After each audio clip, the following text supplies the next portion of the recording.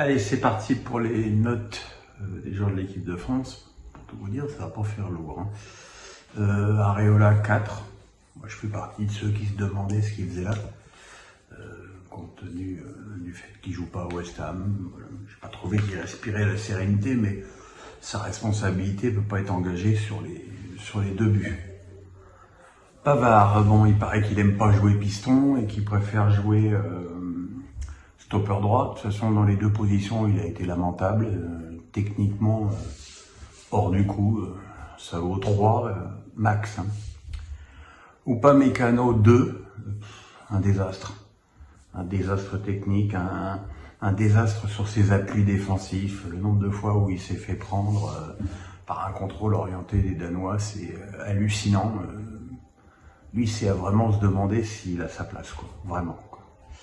Saliba 3, pareil, noyé dans la masse, et c'est quelque part logique, il n'a pas le caractère pour redresser la barre. Badiachil 4, comme quoi ça a été le meilleur des 3 défenseurs, même s'il a perdu quand même pas mal de ballons à la relance et qu'il a aussi commis quelques erreurs, mais enfin c'était moins catastrophique que les autres. Mendy 3, je reconnais pas le joueur qui évolue au Real, c'est timide, c'est mou, c'est vraiment pas terrible. Tchouaméni 4,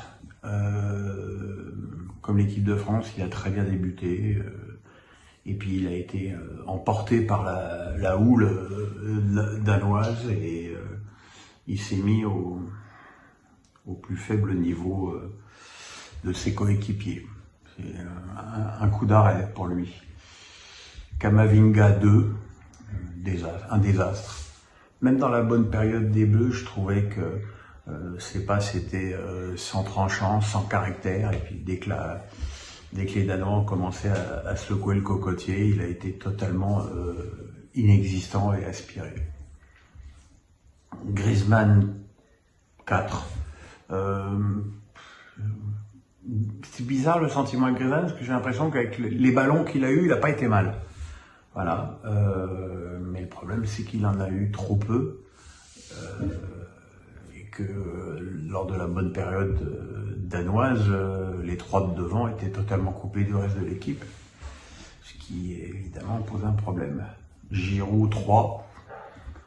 Pourtant, dans les premières minutes, il a tout pris de la tête, avec des belles remises intéressantes, mais pareil, quoi, avalé par les Danois au bout de 25 minutes de jeu, et peut-être aussi un petit peu fatigué.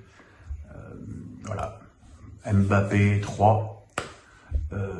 Pendant les 20 premières minutes, il a fait vraiment un excellent début de match, dans ses prises de balles, ses dribbles, ses inspirations, et puis comme tout le monde, il a disparu de la circulation à la 25e, et puis quand les Bleus ont eu une bonne période, il a eu ses 4 frappes de suite où il a tiré 4 fois sur Schmeichel, et là je suis désolé, pour un joueur de ce niveau, sur ces 4 occasions, il faut au moins en mettre une au fond.